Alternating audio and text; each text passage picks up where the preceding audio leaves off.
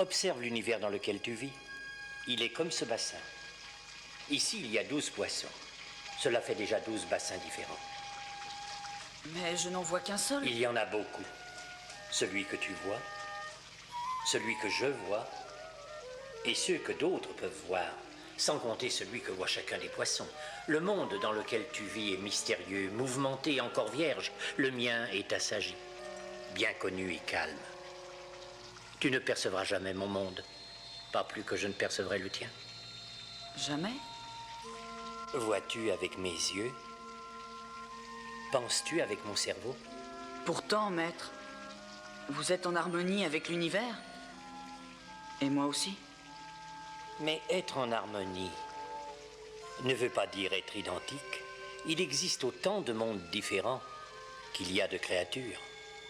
Tu aurais bien tort de te prendre pour le point central de l'univers et de te croire sage, beau et bon. Cherche plutôt autour de toi la sagesse, la beauté et la bonté, et honore-les partout où tu les rencontres. Qui est malfaisant? Est-ce le rat, dont la nature est de voler les graines, ou bien le chat, dont la nature est de tuer les rats? Ce que vole le rat, c'est pour lui. Le chat est cruel. Pour le chat, le rat est utile.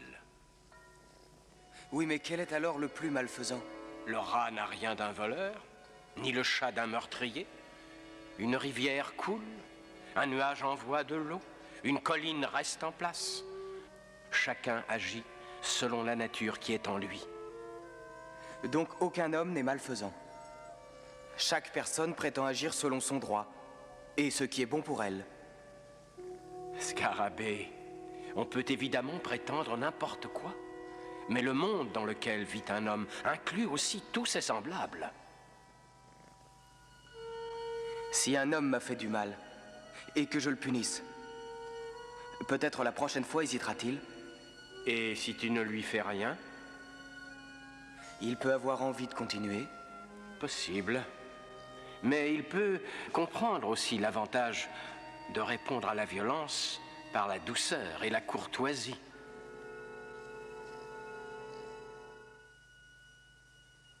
Une toile d'araignée est constituée de fils si fins qu'on peut la déchirer rien qu'en soufflant dessus. Pourtant, pour l'araignée, elle constitue un excellent abri. Mais cela ne l'empêche pas d'être vulnérable.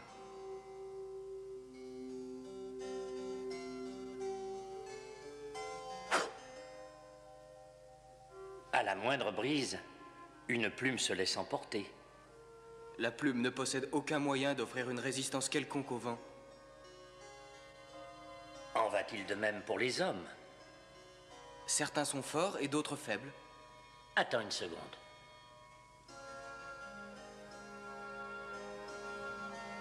Qui est le plus fort? Est-ce la planche ou ta main? La planche. Frappe la planche. Sers-toi de ta main comme d'une arme.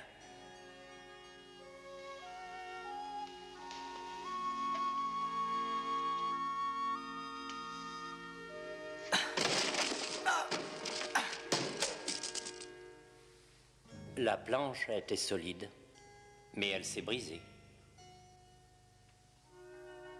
Le plus fort peut être vaincu. Considère l'univers comme un cours d'eau. L'homme qui y flotte a une vie calme. Si jamais il tente de remonter le courant, il risque de s'épuiser. L'harmonie avec l'univers, tu l'obtiendras en trouvant ta voie. Laisse-toi conduire par elle.